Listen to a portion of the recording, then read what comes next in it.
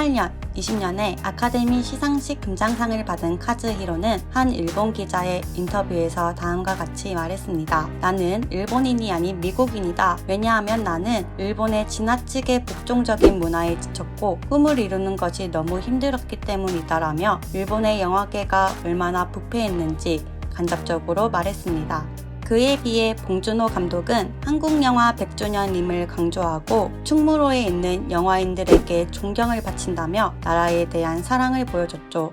같은 아카데미 수상자들이지만 일본의 꽉 막힌 정부와 협조하지 않는 일본의 영화 산업에 의해 한국과 다르게 인재들이 떠나는 모습을 보이고 있죠. 이에 반해 2021년에는 한국 영화가 또 한 번 크게 사고를 치고 말았습니다. 작년 봉준호 감독은 기생충을 앞세워 영화 감독이 받을 수 있는 최고의 상, 아카데미 작품상을 받으며 한국 영화의 저력을 과시했는데요. 올해는 정이삭 감독의 저예산 독립영화 미나리에 출연한 한국의 원로 배우 윤여정 씨가 한국 최초로 아카데미 여우조연상을 받았습니다. 아시아인으로는 64년 만의 기록인데요. 이렇게 아시아 영화계를 빛낸 한국은 박수를 받아야 하는 상황인데 역시 항상 열폭하는 이웃 국가들인 일본과 중국은 심기가 많이 불편해 보입니다. 더 재미있는 사실은 일본과 중국이 심기가 불편한 이유가 각각 다르다는 건데요. 이번 아카데미 시상식은 한국뿐만 아니라 중국 측에도 희소식이었습니다. 중국인 감독인 클라이 자오가 영화 노매드랜드로 감독상과 작품상 그리고 여우주연상까지 총 3관왕을 달성한 것인데요.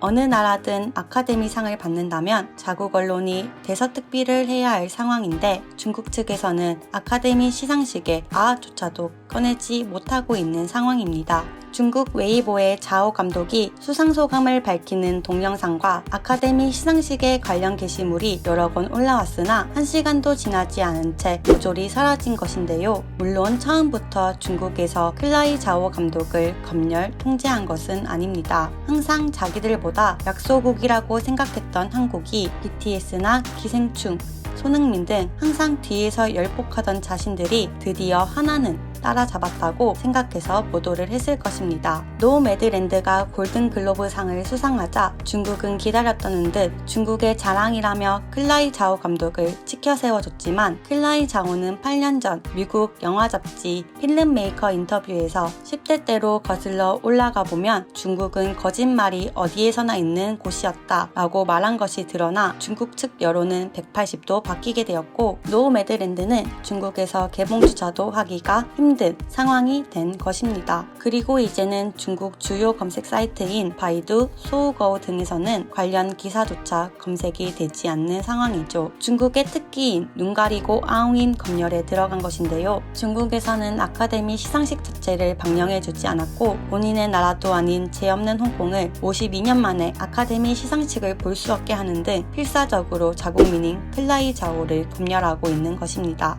중국의 한 네티즌은 숨쉬기조차도 힘들다. 영화 정도는 그냥 보게 해달라며 목숨을 걸고 의견을 말하기도 했습니다. 중국은 다시 한번 긴 시간을 기다리며 자기들 사상에 딱 맞는 유능한 사람을 기다려야 되는 것입니다. 한편 이 모습을 본 일본에서는 윤여정 배우가 아카데미 여우조연상을 수상한 것은 아시아에서는 우리 일본 다음의 사건이라며 활약을 해주어서 감사하다는 어처구니 없는 반응을 보이고 있습니다. 이에 한 한국 네티즌은 아시아 최초 여우조연상은 윤여정 씨가 맞다. 그 전의 수상자 우메키 미호 씨는 미국으로 귀화를 한 이후에 수상을 받았는데 무슨 아시아 사람이냐며 일본의 작은 자존심을 가루로 만들어버렸습니다. 하지만 일본이 심기가 불편한 것은 따로 있었는데요. 본인 입장에서는 당연히 애니메이션 수상 후보에 들 것이라고 생각한 기멸의 칼날이 떨어진 것입니다. 이걸 본 일본 네티즌은 인정할 건 인정하자. 일본의 영화계는 지금 너무나도 퇴화됐다. 그에 비해서 한국의 문화 콘텐츠는 세계 속에서 빛나는 콘텐츠라며 좌절했습니다. 이는 일본의 넷플릭스 서비스에 한국의 드라마가 1년 365일 순위권에 들어가 있으며 일본의 드라마는 하위권 순위에만 처박혀 있는 것을 보면